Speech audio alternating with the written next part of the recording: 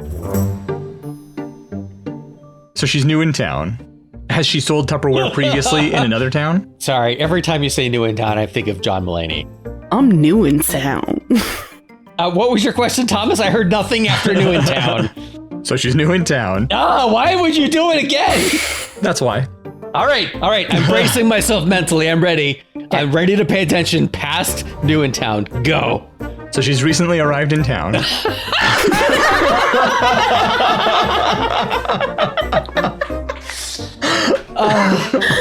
Thomas, I love you so much. Oh my God, that was amazing.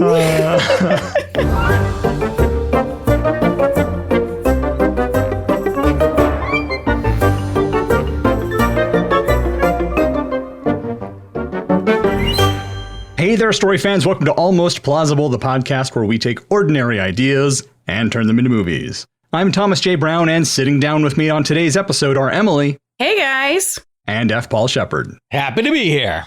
Tupperware is the theme of today's show, which means we are once again dealing with an object that is primarily used as a container. If you've been listening to the show for a while, you'll know that containers have previously proved to be tricky because it's very easy to focus on what's inside rather than on the container itself. But fear not, we promise we'll focus on the Tupperware and do our best to keep things fresh. I like that one. Thank you. With that in mind, Emily, we'll have you dig in first. All right, my first pitch is the story of a young widow in the 1960s who begins selling Tupperware as a means of supporting herself and her 3 small kids.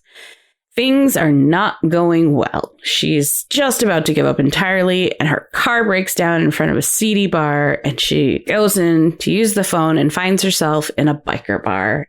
One thing leads to another. She ends up selling drugs for a biker gang, using the Tupperware business as her cover. I love the idea that she's hosting Tupperware parties and all these like dodgy people come to the Tupperware parties. Yeah. I imagine it gets really like into the hippie culture and the alt times of the era. They would want the glass Tupperwares, not the plastic ones. Yeah. And then for my second one, I only have 2 today. So here goes number 2 is in every house in the 1970s and 80s, there was the same Tupperware pitcher. Generally, it's stained red due to its frequent uses. Cherry Kool-Aid pitcher. A young woman is cleaning out her father's house after he died. As she's going through his kitchen, she finds the old Tupperware pitcher. Feeling nostalgic, she opens it up and takes a big whiff, but instead of that sweet smell of fermented cherry Kool-Aid, she smells something disgusting. Blood?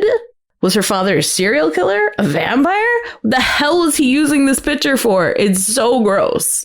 I know exactly what pitcher you're talking about. Oh, yeah. Yeah. We had that pitcher growing up. Everybody had that So pitcher. did we. Everybody. It was the law. And it was red because of the cherry Kool-Aid. Yeah. Yep. All right, Shep, what do you have for us? Okay, so Tupperware parties as a cult. You know, they bring you in with promises and hook you, and if you fall out of favor with the cult, you are sealed in Tupperware. And in the end, once they're caught, they're easily convicted because all the evidence was so fresh. All right, my other one is Tupperware in the space race. So Tupperware is a brand name. It's a company. Yeah. So Right. They are sponsoring the first outpost on Mars. That's their plan. Brilliant. That makes sense. There are lots of advantages to using Tupperware. The modules stack together. They're lightweight. But Ziploc beats them to Mars, but they don't last. And so Tupperware is trying to make a go of it, but things go wrong. Capsules are leaking. And sometimes they're not able to find the right seal. They have a big box of seals and they keep trying one after another. It doesn't quite fit right. And after all their woes, they're eventually saved by the team from Rubbermaid. I love the idea that they open a drawer and it's just like full of different sized seals. And they're like, oh, God, somebody should have organized this. I was gonna. Yeah. I want there to be a moment where it gets slightly warped because it faced the sun for too long. One of them is stained red, mysteriously. Yeah. What is that? Spaghetti? So I have 3 ideas, a couple of short ones here. So using a Tupperware to capture evil spirits or aliens or monsters or something like that, because it can seal really tightly, so you can seal them in. Yeah, how do you get them in there in the first place? You know, you catch them. I don't know. Trickery? That's what we would need to figure out. Okay. Guile and gusto. You put tasty snacks in there, and then when they go in, slap the lid on real fast. Have you guys seen the movie After Hours? No, I have not. No. It is a weird movie. It was not at all what I was expecting based on the poster and description of it. But my next idea is essentially a story like After Hours. In my version, there's a guy who's just trying to return some Tupperware. Maybe it's not his Tupperware, obviously. Maybe it's a friend, or maybe it's like a friend of a friend. I think that might actually work better. But basically, he ends up in all of these wild situations, and they take him all over the city, and he's got the Tupperware, and it's like all night long, he's just trying to return the Tupperware, but he keeps falling into different crazy scenarios. Is he trying to return the Tupperware to a store or to the friend of a friend? To the friend of a friend, the person whose Tupperware it is. He's got a bad friend who's lending out someone else's Tupperware. Oh, yeah. Well, I mean, I think we could come up with a scenario where it makes sense. Maybe they were at a party at the friend of a friend's apartment and there were leftovers and he was like, yeah, sure, just bring it back. So he doesn't really know the guy, or I don't know. Or maybe the guy made brownies and he put them in Tupperwares and he's like, here, have some brownies. Whatever. But they were pot brownies, so now he's all high. He doesn't remember where. I mean, that could be one of the things that happens. Yeah. My last idea is a farce where everybody is chasing the same Tupperware, but for different reasons. So a thief grabs a Tupperware that they find in a fridge in an office, and they dump out whatever's inside of it, and they put something valuable in there that they're trying to steal. The person whose food was in that Tupperware, they don't realize their lunch has been dumped out, but they see somebody with their Tupperware, so they're trying to get their Tupperware back. At some point, the Tupperware is taken away from the thief, so now they're trying to get that back as well. Maybe there's an organ transplant courier who misplaces the organ they were transporting and mistakes the Tupperware for the one they're looking for. Other wacky scenarios. So those are my ideas. All right. I like your two ideas, Thomas, the trying to return the Tupperware to the friend of the friend, or the thief and people like trying to figure out how to get the Tupperware back, but all for different reasons. I don't have any strong opinions.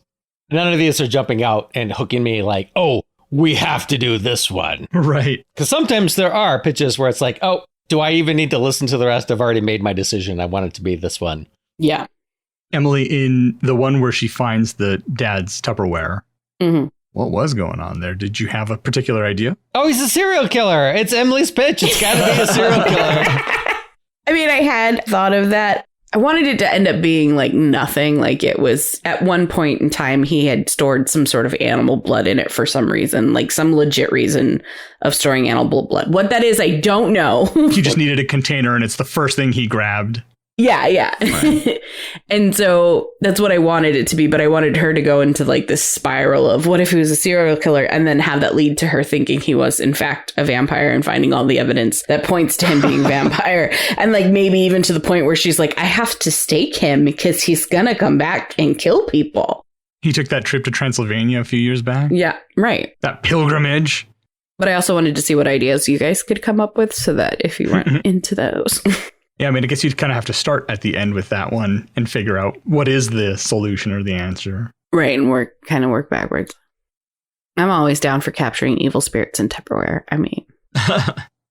So I was thinking about our container issue some more, and I don't mind if the item in question is used as a container and the focus is more on what's inside the container, provided only that item could be used as the container. Okay. If you could swap out Tupperware for anything else, then it doesn't work. That pitch doesn't work, in my opinion. Whereas if it absolutely has to be a Tupperware or some sort of a food storage container like that, then okay, that can be just the inciting object.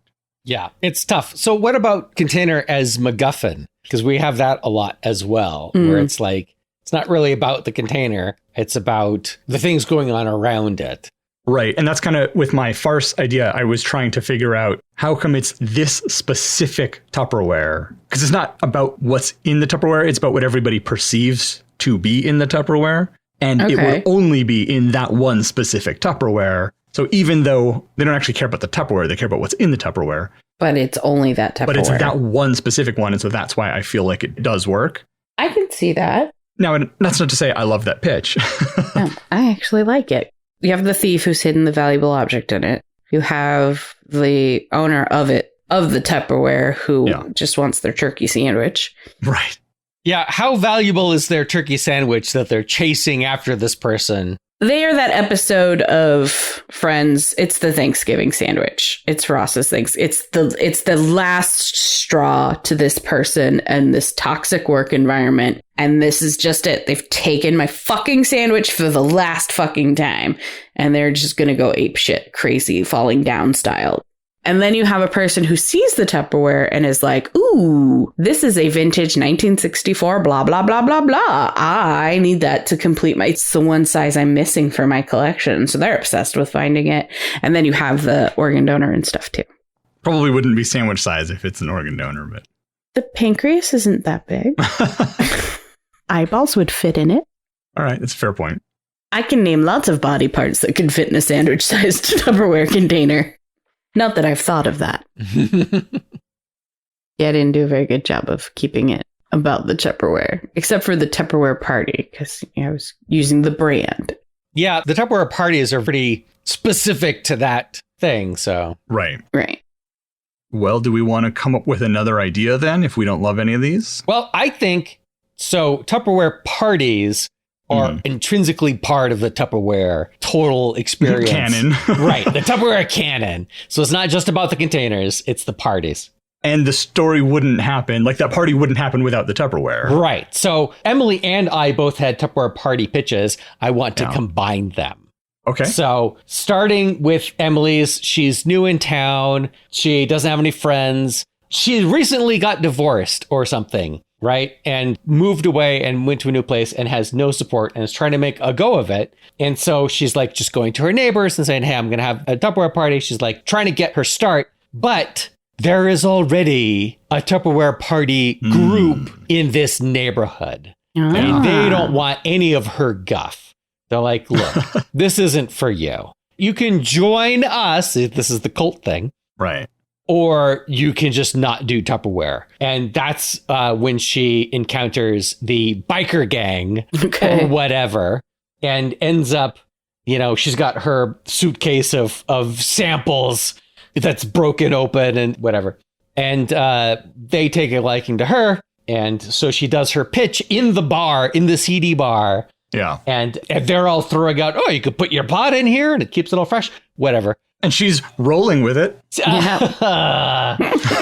So she has her group, but the Tupperware cult is after her. But now she's got the bikers on her side. Right. So it's a gang versus a cult.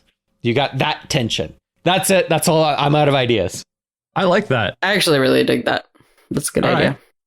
All right. What's next? So she's new in town. Has she sold Tupperware previously in another town? Sorry. Every time you say new in town, I think of John Mulaney. I'm new in town. What was your question, Thomas? I heard nothing after new in town. So she's new in town. Oh, why would you do it again? That's why. All right. I'm bracing myself mentally. I'm ready. I'm ready to pay attention past new in town. Go. So she's recently arrived in town.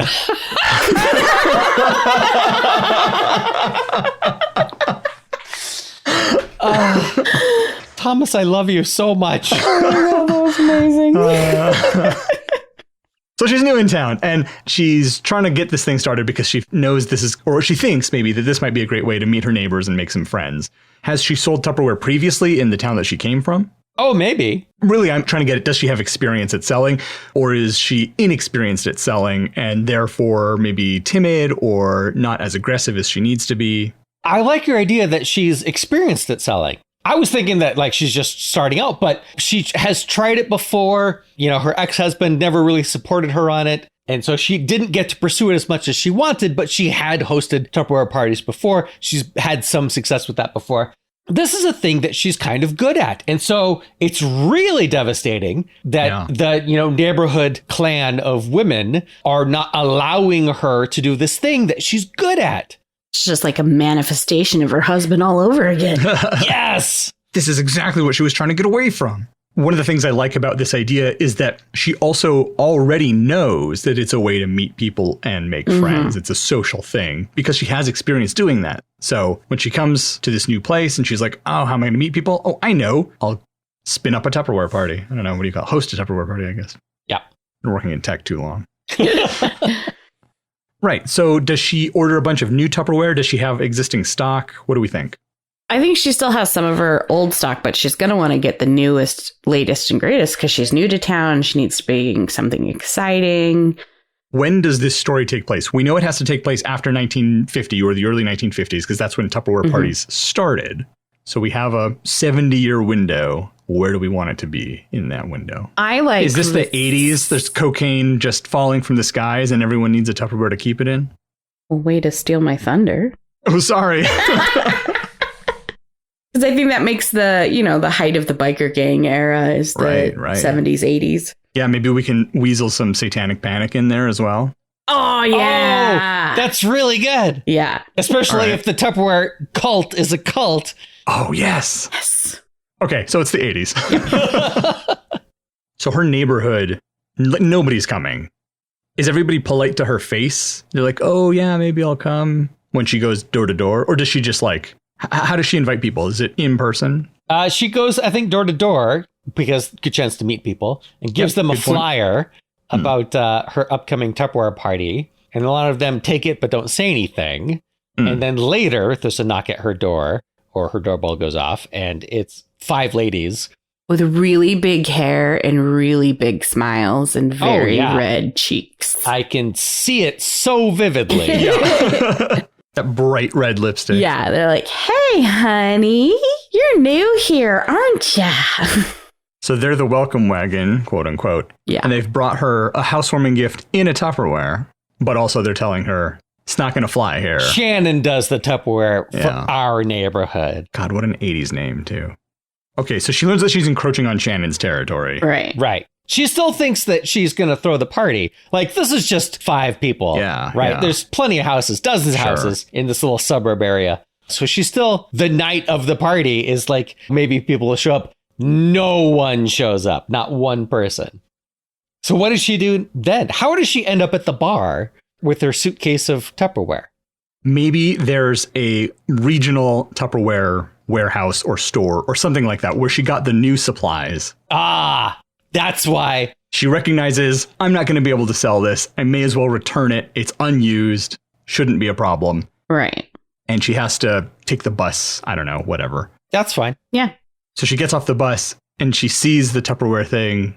Does she have a moment where she's sort of thinking about like, do I really want to do this? This sucks.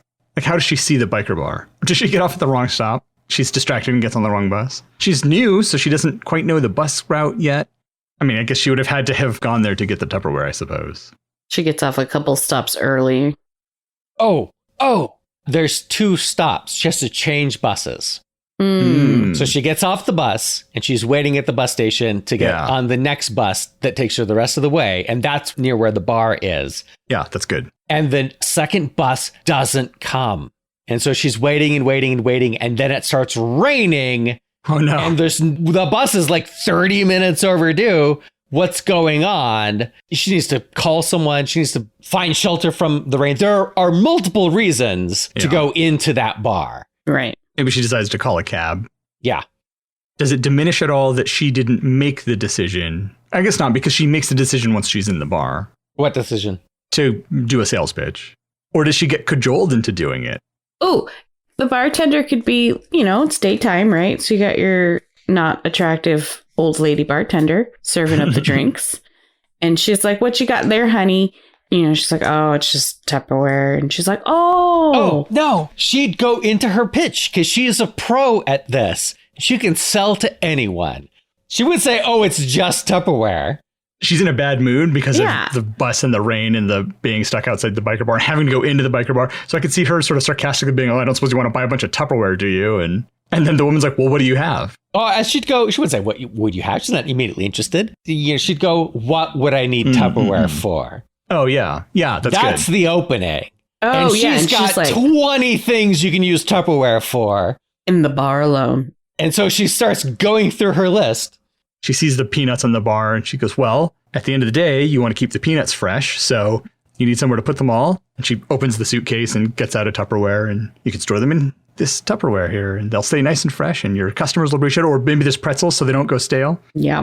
You can just seal the bowl when nobody's around and then uncover it when your customer comes. And maybe there's a glass bowl that they're in. She goes, how many times do you have to replace that bowl every month? She goes, oh, like all the time. These guys are rowdy. Well, these are practically indestructible. Easy to clean. You have a dishwasher, right? Put them in the dishwasher. Whatever her whole spiel is, she starts going through it and the woman's like, and are other bikers, like some of the biker women are kind of coming around. Yeah. They're looking at it. They're like grabbing their husbands like, give me money. I want to buy this. And so the guys are like, what is this now? Does she end up standing up on the bar? Why not? Sure. How do they react when she walks in initially? Does anyone really pay attention to her? You wouldn't think they would pay any attention. They might give her like a smug look of like, what the fuck? But they're not going to engage. Right.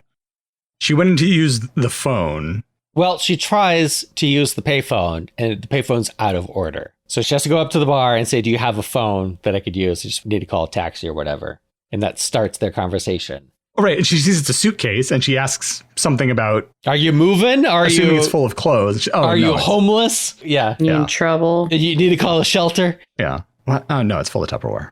Would the bartender even know what Tupperware is? When's this set? The 80s? Yeah, I think so. It's been around for 40 or some odd years. Okay. So she sells a bunch of Tupperware. She doesn't have enough with her, of course. She takes orders for stuff, so she's going to have to come back. Right. Does she meet the biker bigwig and he's like, hey, I have a little project for you? Or how do they engage that? Or does she just sell to them to keep their drugs fresh? Do they just keep ordering from her over and over again? And she's like, who needs this much Tupperware? Like, I'm not sad that I'm making these sales, but what the hell? It turns out they're giving it away because they put the drugs in it. So is there like a mini montage or something where they're just buying more and more and more? Or do we just jump ahead a month and every week she's in there selling more and more of the same thing? Or do they just have a standing order with her? Maybe when she comes back to fill that first order, that's when the head honcho pulls her aside. He's like, come into my office. And she's like, uh-oh. Please don't kill me. He's like, I want to place a large order. Oh, yeah. When he's like coming to my office, she thinks she's screwed again. Like she's encroaching on his territory, like she was encroaching on Shannon's territory. Yeah, so she's apologizing. She's like, I'm sorry, I won't sell to your customers. I didn't even come in here for that. It just sort of happened. He's like, no. I want to place an order, a big order. Okay. And he's like, oh, I need 100 units of this one each week. The pot-sized one. Yeah, the little one. Whatever the size is yeah. And she's like, each week? And that's when it starts. Does she become a drug mule for them? Because she's this nice, upstanding lady who sells Tupperware. Nobody would suspect her. Or is she just supplying them with Tupperware? I think she just supplies them with Tupperware. Wait. Let's not dismiss it right away. Let's think about this for a moment. Because she's making a go of it on her own. And she's like being all confident, like I can do whatever, right? So does she overhear a conversation where they need to get the drugs in somewhere, but they can't because... They know who all of these bikers are? Yeah. Well, is she intentionally a drug mule? That's the question we should figure out. Yeah. Because if we intentionally make her a drug mule, I have one suggestion, but I don't know that it's... Just throw it out. All right.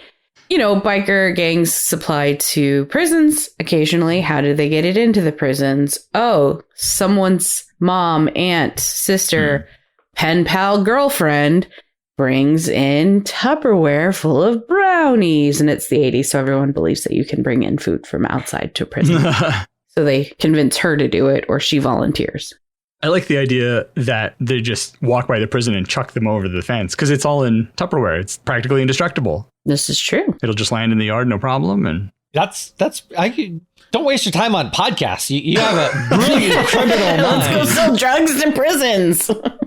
I like the idea that she knows that this illicit activity is taking place with her materials because I want her to be at odds with the cops. Because we need the cops to help her at the end against the cult. Right. So you need that tension up front where the cops are not the friend. How does she make that switch with them, though? Donates Tupperware to the policeman's ball? I don't know. You guys are writers. Let's figure this out. How do we establish that the cops are not her friend? I mean, we know they're not the biker's friend, obviously, but how do we know they're not her friend? Well, because she's always at the bar that they're watching. And so they harass her when she comes out. Do you think they start out at first trying to be like, hey, ma'am, excuse me, ma'am, do you know what goes on here? Is this a place you really want to be? I mean, the police are not completely incompetent. They probably figure out pretty quickly that she's supplying them with Tupperware. They're using that Tupperware to distribute. They want to make things more difficult for these guys. Let's get her out of the equation. And she refuses. Yeah. Like maybe it starts out as hey, ma'am, do you know what's going on here? And then she's like, I'm selling Tupperware. What do you want? And then... Yeah, what they do with it after I sell it is up to them and none of my business. Yeah. Does she have a legal leg to stand on? I mean, I'm not a lawyer. I have no idea. Well, she's not committing any crimes. she's selling Tupperware legitimately. I suppose they would have to prove that she knows what it's being used for in order for her to be charged with accessory. Right. One thing that I would like to have happen. So I was thinking about, we need her to appear on Shannon's radar. Right. And since she's not hosting Tupperware parties at her house, it's not happening in the neighborhood. How would Shannon know? Well, the newsletter comes out or whatever. There's a regional get together of all the Tupperware sellers. And Shannon thinks she's up for this big award. She's going to get this award because, of course, she's the diamond seller for the region. And it turns out, no, our character is. And Shannon is like, what? So that brings Shannon back in as a threat. So now the cult is after her. Well, yeah, I was also thinking maybe before that, Shannon finds out her most popular item is sold out. She can't get any more of it because somebody has ordered so much. There's none available for her. Yeah, that's good. And then they go to the party and our character gets the award. What is the cult's plan? To murder the main character because they're a cult and they worship Satan. So is that what we're just going to be like? They're Satan worshippers and they use these home interiors, Tupperware, Mary Kay businesses to fund their cult activities? Yes, because they're bored housewives. Okay. And that's how they got into the whole cult thing. Yeah, they want the thrill of the Satanism. Yes. Even though they're doing it wrong and don't understand it. Oh, yeah. I love it. You can even have a meek member of the cult that's like, are we sure that we want to take this next step? Trish, shut up. Okay. No one's forcing you to be here, Trish. You aren't? Wow. We can't, you're in too deep now. Yeah. What's their cult name? Sisters of Satan? Sure. And be as on the nose as you want. Yeah. Because it's the 80s. Right. The Devil's Daughters. Beelzebub spells. Yeah, Brides of Beelzebub. Is this the pitch meeting scene while they're...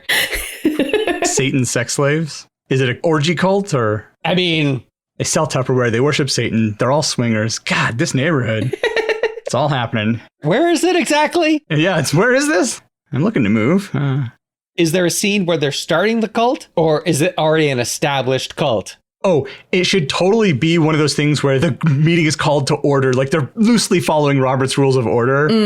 They're like old business. Oh, we need to finalize the name for the cult. Are they straight up calling it a cult? For the group. The Coven. Oh, yeah. That's good. That's good. And they keep suggesting ideas like, what could we do to advance our whatever? It's like, where do you even find a goat if you want to have a goat sacrifice? Right. Last week's goat sacrifice was canceled because Shelley couldn't find a goat. She said she had a line on a goat. She's failed us yet again. My cousin has a petting zoo. They wouldn't give us a goat. Somebody orders a goat from the butcher, but it's already dead. It's just like meat. It's not a goat. So they're still having the ceremony, but it's all wrapped meat. They're placing it in Tupperware. Tie it all together. Yeah, that's great. Everybody takes some home with them. Yep. That's very funny. Just they hand the Tupperware. Hail Satan. Yeah. Hail Satan. All right, I'm on board. I want to watch this. So we need a collision between our character and the coven or the cult. Okay, so after the award ceremony and our character, should we give our character a name? Yeah, because we keep calling her the main character. Yeah. And we're naming all these other people. And it can't start with S. All the ladies in the cult start with S. Deborah. Sure. Very 80s. Yeah. Yeah. So after Deborah wins the award, Shannon's super pissed and they start fucking with her again, right? Well, yeah. Shannon's like, she's got to go. She's taken something that was mine. She doesn't know who she's messing with. Time to summon our Dark Lord and take this bitch out. So did they have a big, like, ritual to summon Satan to try to fuck with her sales? Yeah, why not? Is that when they ordered the goat? Yeah, and that sounds right. But they also start messing with her, like, house or whatever, like egging it or whatever. Toilet paper. What are 80s pranks that people do that housewives would think are evil? Flaming dog shit in a bag. Yeah, there you go. So... Splashing goat blood on her front door, which they kept in a Tupperware. Yes. Perfect. Which their daughter found years later. And was like, why does it smell like blood? Does it smell like blood? They're using the picture. Yeah. Yep. I mean, they are now. Obviously. Well, I think she's going to go to the biker gang. I'm sorry. I was still thinking of the goat blood on the door. And it's got to be Trish who does it because she's so nervous. Also, Trish's name doesn't start with an S. That's how you can tell she's an outsider in the cult. She doesn't belong. She doesn't belong. She almost belongs, but just doesn't. Oh, that's good. I was thinking the prank that Trish would pull would just be something like Ding Dong Ditch. Everyone's like, Trish, that's nothing. That's mildly inconvenient at worst. Trish, she wasn't even home at the time. Yeah. Oh, man, that's so Trish. That's so Trish. Does Trish betray the cult later? That's not a bad idea, actually. Yeah. So I think it has to come up with either she's dropping off the order and the biker guy is like, what's going on with you? And she's like, oh, my neighbors, they're fucking with me and they're just crazy bitches. Or I was thinking that she gets a ride home from some of the bikers or one of the bikers or something. Is she on the back of a bike? yes. Maybe, yeah. So they get there and that's when the goat blood is all over her door. And he's like, what is this? And she's like, oh, my stupid neighbors. At first he's into it. He's like, oh, that's pretty metal. Yeah, he's like, yeah. Damn, Deborah. So then the bikers are all there the next day scrubbing the house and helping clean it up. Nice. Well, now Shannon knows that there's all these bikers. There's always a biker in front of the house now. So there's somebody watching the house. So now what do? They got to up their ante. Does Shannon just start buying Tupperware like crazy and stocking it in her garage so that Deborah can't have any? Yes. She's not selling it. She's not moving it. She's just throwing tons of money. She keeps buying the one that was always sold out before. Yeah. Because she knows that's the one Deborah needs. Right. So, spoilers for the end, when the cops raid the cult, they find all of those Tupperware that are the exact same size that all the drugs are found in. That's fantastic. Yeah. I love it. Does Shannon know somebody? She's like buddy with someone at the Tupperware factory, so she's able to get her order placed before Deborah's. Oh, yeah, because she's been there longer. Yeah. Right. She has an established relationship. So she's able to just clean them out. So, perhaps, because I'm trying to think of what happens next. Yeah. Perhaps, now that there are guardians, basically, in front of Deborah's house, Shannon and her crew decide they've got to take out these bikers. They've got to go after the bikers to get to Deborah. So this puts them in direct conflict. Yeah. Mm-hmm. So what could they do to go after the bikers? Are they trying to frame them for something? Why would they need to frame them? They're bikers. They're clearly committing crimes. We just need to surveil them, get the evidence, and turn it into the cops. So they're like tailing up and following them everywhere. I mean, I think they kind of don't. Yeah, I don't know. Okay, let's think past it a little bit. Let's say they successfully get rid of the bikers. Now what? What's their plan after that? Because I think what they want to do might help us decide how they are attempting to get rid of the bikers. Oh, they want to murder Deborah. Okay. They want to have a human sacrifice ceremony and murder Deborah. That's their plan. Because Shannon has gone insane. It is the next logical step. It's a permanent solution to all their Deborah problems. It gets rid of Deborah. It pleases the Lord Satan. Maybe there's some ritual she's found in a satanic book that she got that basically says that if you commit this human sacrifice, you give Satan a soul, then he will grant you a wish, or he'll give you something that you desire. So she thinks, great, I can get rid of Deborah. I can get anything I want. I can be super successful or rich or whatever she wants. So she's kind of justifying it in her mind. Does Shannon actually believe all the cult stuff? She starts to. Wait, do they all believe all the cult stuff? I feel like Shannon does. I think Shannon starts to. Yeah, I think Shannon starts to. I think maybe a lot of the S's start to. Right. I think Shannon starts to, for sure. A bunch of the S's are kind of on the fence, but leaning her direction. And Trish is just like, what the fuck? This is bonkers. Trish is like, it was fine when it was for fun. Right. Like, you don't actually, of course we do. Why else would we do it? Well, I mean, I go to church, but I'm just a social activity. For the community connection. Yeah. Why have you been coming to these then? Because you guys are my friends. Nobody likes you, Trish. Yeah. Shut up, Trish. Yeah. So if they were following the bikers, and follow them back to the bar, perhaps, and know that they're at that bar and are taking turns, maybe surveilling the bar. On Trisha's turn, she goes into the bar because she doesn't understand the assignment. So she gets to know the bikers by being in the bar. And so I think that's part of the way that she gets pulled out of the cult and being on the side of the bikers and on Deborah's side. Does Trish get a ride to the next cult meeting from one of the bikers? She the bike pulls up and she's on the back and she gets off and waves goodbye and goes into the house. And they're like, what the hell was that, Trish? Is Trish a bored housewife or is she now dating one of the bikers? I want her to be dating one of the bikers. Because she got into it because her husband left her and she got a pretty good settlement. So she doesn't need to work. But she ends up dating one of the bikers because the bikers like her. She's quirky. Yeah. She's nice. She's Trish. She's unlike the other women that they see at the bar. That makes her unique and interesting. She always has the best cookies. They're so fresh. So does one of them decide they're gonna burn down the biker bar? So they throw a Molotov cocktail, but it's in a Tupperware so it doesn't break. They don't understand how Molotov cocktails work.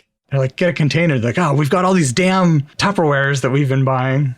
So they fill it with gasoline or vodka or something and light it and throw it. And it just sort of goes thunk against the wall and falls down. And then maybe the top comes off and it all spills out.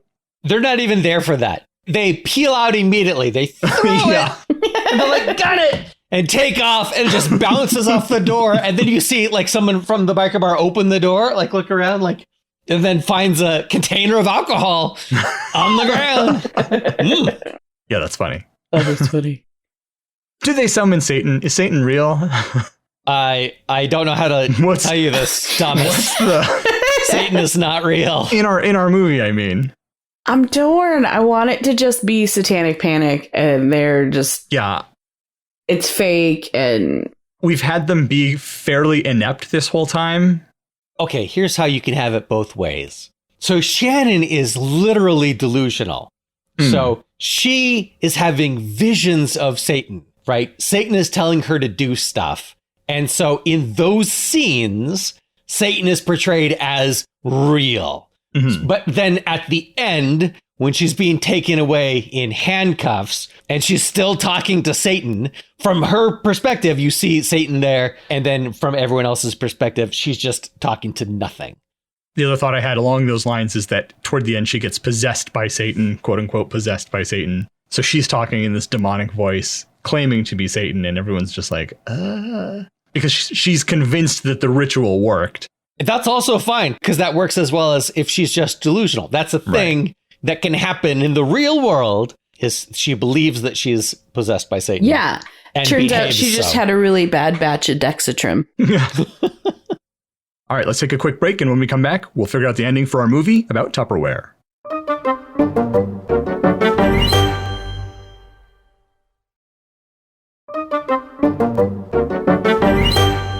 All right, we're back. I feel like we have a really solid start and a pretty okay middle. We don't really have anything that looks like a third act. Well, we know that the cult takes Deborah hostage. Right. Takes her down to whoever's got the pentagram in their basement. And they've purchased up all of the Tupperware she's been trying to buy, so she can't sell her product. Maybe something does happen to the bikers and they're not around, and they manage to capture her. So this is the low point for Deborah. Mm-hmm. Oh, she's captured for a while. It's not instantly drag her downstairs and kill her. They're not ready. It's got to be the solstice or the equinox or something like that. Something that's going to happen in a day or two, which is enough time for the bikers that have been picked up by the cops to get out because they weren't charged with anything, but they could hold them for 24 or 48 hours, whatever. Whatever it is, yeah. But also time for some of the cult members to interact with Deborah, because they don't have a lot of interaction besides the very beginning where they tell her off. And so this is their chance to interact. Someone's got to be watching Deborah all the time. This isn't James Bond rules where they're just going to leave her unmonitored in the basement. She could escape. And maybe they do leave her unmonitored at the beginning and she manages to get out of her cuffs or whatever and is almost escaped and then gets caught. And now someone has to stay with her all the time. What are those interactions like? Are they trying to get information out of her? Are they just trying to berate her? Do they have conversations? They're mostly just making sure she doesn't escape. So she's trying to humanize herself by having conversations with them about life. Right. We've made them, frankly, kind of idiots. Is she smarter than them? Yeah. Well, I think I might have mentioned at least once before how much I like to see intelligent, competent people in movies. And they're all successful in whatever they're selling. Yeah, they also threw a plastic Molotov cocktail, so... Well, at least one of them is a dummy. Always Trish. Yeah, it's always Trish. She got a already dead goat because she's like, we're not sacrificing a real goat. She threw a plastic Molotov cocktail because she's like, we're not burning down a bar. We're not committing bars. Like, she is intentionally hampering their plans because she is actually quite smart. I like that. Yeah. I like a smart Trish. Yeah. Could Trish be an undercover FBI agent trying to infiltrate? That's going too far. But somebody should think that.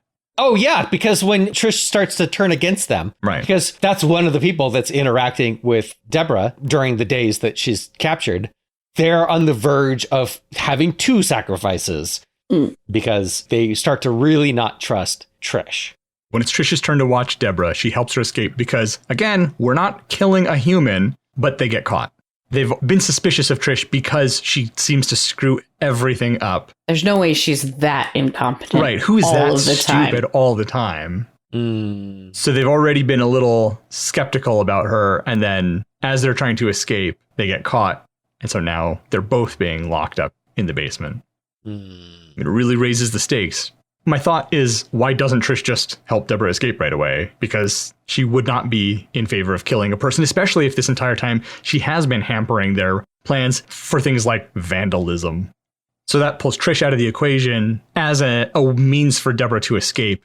Right. At least in the short term. Deborah's got to do something, though, otherwise she's not a strong enough character. She needs to be the means of her escape. She doesn't escape. She gets rescued. By the bikers. Or the cops. Or the bikers and the cops. But does she have to do something to... So, Trish doesn't help Deborah escape. Trish takes a message from Deborah to the bikers and lets them know where she is and what the plan is, that she's going to be sacrificed, because Trish doesn't want that to happen, and she's friends with the bikers. So this is how she can help Deborah escape without crossing Shannon, because Shannon is fucking nuts. So she takes a message to the bikers. The bikers know that Deborah's been kidnapped and is going to be killed. They go to the cops, but the cops don't believe them because they're a bunch of bikers and it's the 80s.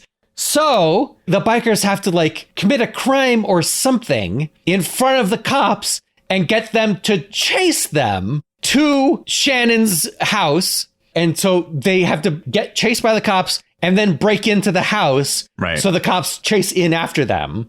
Do they end up mid-sacrifice, or is it she's still just tied up? I mean, mid-sacrifice is a great, imagery. Right. They have her tied down to the pool table in the basement, and they're like, whoa. I'm just worried that makes Deborah too weak of a character. It's everything that she does to rescue herself happens to her, not because of her. No. You're missing the scene that I didn't tell you about. Oh. Where Deborah convinces Trish to take that message and tell the bikers. So Deborah is taking her rescue into her own hands by convincing Trish to switch sides. Because Trish is on the borderline, but she's still afraid of Shannon and towing the line, even though she doesn't want to. And Deborah convinces her to finally. Because Deborah's a fantastic saleswoman. Yes! Right. She's using her skills. Yeah. Yep. Okay. What else do we need? I mean, I feel like the second and third acts are detail light, but I feel like we have really strong points, though. Yeah, like anchor points to move between. Probably if this was going to get written into a full-on feature-length script, you'd need some more of that, but... Right. Takes more than an hour, though. Yeah. I do have a terrific denouement. Okay, lay it on us. Trish marries one of the bikers at the bar, and they're all there. Not Shannon, obviously. She's in jail, but Deborah is the maid of honor, and Trish is marrying her biker, her big bear biker. And then as the camera is coming into the bar, do we see the gift table and it's all just Tupperware all piled, different sizes and shapes of Tupperware. At least half of them are Tupperware. Or are they getting out of Tupperware? Because this whole thing has been kind of a nightmare. And they've heard good things about Amway.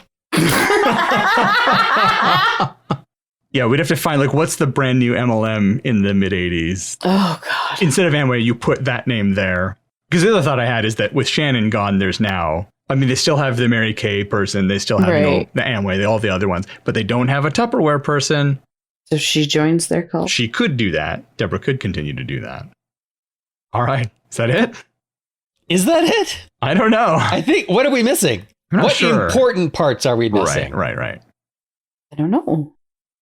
I guess that's it. Listeners, if there's something we're missing, get in touch and let us know. As always, we'd love to hear your thoughts on today's show. Was it something you could make a meal out of, or was it just some moldy leftovers? Let us know by leaving a comment on our website, reaching out on social media, or sending us an email. Links to all of those can be found at almostplausible.com. Have you left a 5-star review for us on Apple Podcasts yet? Carcallan has. They say, hilarious. The imagination and chemistry of these guys is really great. Love this podcast. We love your 5-star review, Carcallan. If you leave us a 5-star review on Apple Podcasts, we'll read it on a future episode. And as always, you can hear Emily Shep and I again next week on another episode of Almost Plausible.